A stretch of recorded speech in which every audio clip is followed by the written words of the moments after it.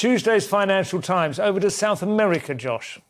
Yes, so Chile just had... Chile. Chile. Do I have to say? Chile. Chile. Isn't that the American way? That's how Christopher Hitchens used to pronounce it. Okay. This is one of his versions. Chile. With a bit of flair.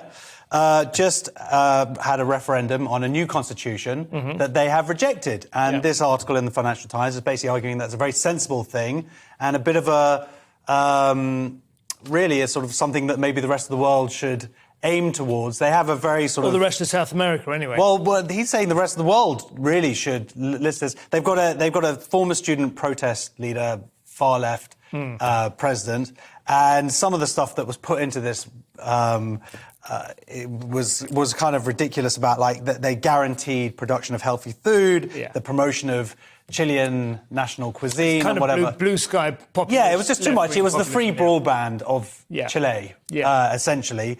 And the population just went, and they had 86% people turned out to vote, which is a really high number, but 62% said no, they recognised that it just wasn't realistic. An outlier, haven't they, in some ways? Always. They certainly have since Pinochet. And, of course, Pinochet is mainly discussed in this country and on sort of, liberal media in terms of helicopter... disappearing people and torture. And dropping people into the ocean. But there is another side to it, which is an extraordinary economic success story by comparison with most of Central America, South America. Not just under Pinochet, but just generally. They had the Chicago School of Economics had a significant influence there. What's his name? Milton Friedman.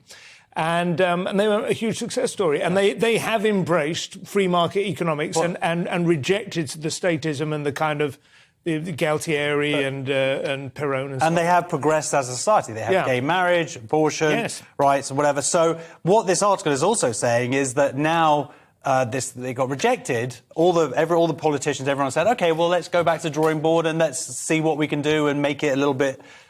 maybe a bit more sensible, which is a good sign. They clearly voted for the guy as well as rejecting his... So some of the stuff, obviously, healthcare and whatnot, housing and all the things that need, but they obviously took it too far and now they're going to pull back on it. That sounds like a good thing. Seems good.